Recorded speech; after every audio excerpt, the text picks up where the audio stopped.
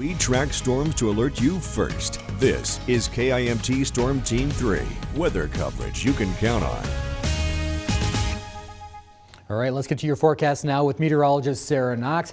The system is somewhat changing as it moves through the area, but we can still expect snow for quite some time. Yeah, that light fluffy snow, Tyler, which yes, makes headaches when it comes to getting on the roadways. This is 6 a.m. in Rochester on Highway 52. And if I push time forward here, you can see there was a brief moment where it was like, oh, roadways are looking great. And then the second wave hit of this second round of snowfall, and you can see highways taking a hit, even those on-ramps. And now that the sun is setting, we're losing that light, and it's going to make things even trickier when heading out on the roads. It's just hard to see. Now, road conditions starting to actually show a few signs, very few, of improvement, but the problem is the winds will stay here as we continue through the evening hours, not to mention the snow doesn't have many plans of leaving. Now, as for southern Minnesota, a lot of pink to be found there. That means completely covered. Meanwhile, across North Iowa, there's plenty of blue, partially covered roadways, and each one of these dots here, the orange ones, that's a plow out there working very, very hard. And satellite and radar here is helping perhaps a little bit. It is starting to pick up on some drier air moving in from the southwest. That's opening things up a bit. That being said, though, there are still plenty of scattered areas where some of this heavier snow can be found. Places like Owatonna dealing with some of the more moderate snow right now. Meanwhile, say in Blooming Prairie, even Rochester, it's lightened up. Varying intensities across North Iowa as well, plus varying styles of precipitation. Places like Charles City have been seeing more of the wet side of this system.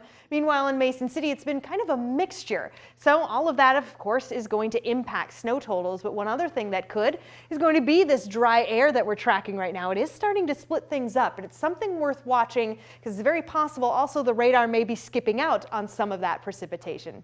This system is massive. It is absolutely gigantic all across the northern part of the country and even further to the south, dealing with some of the severe weather there. So just a fascinating storm with so many different outlets here. Now, Sky Tracker 3 does pick up a little bit on some of that breakage here as we go into the evening, ultimately into the early morning. This is around midnight tonight, but it also starts to fill in some of those spots too. Here's a brief moment that maybe we'll see even more of that dry air.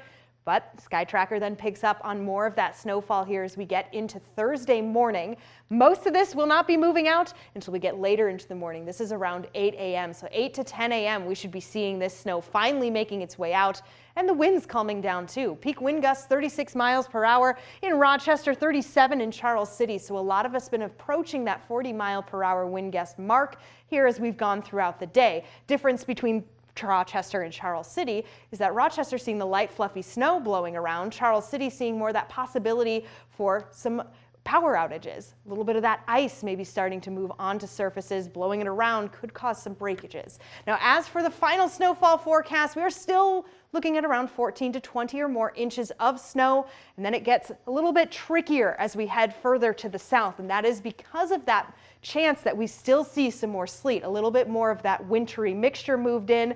So it'll be very interesting to see what we finally come through with this storm as it continues to head through. But here on the 7-day forecast, where the weekend is always in view, we do keep Thursday in the red because Thursday morning especially will be hard to drive. By Friday, temperatures cool off, and I'd say by Saturday and Sunday we'd be able to get out there, that sunshine bright, and get a real look at the aftermath of this beast. Tyler.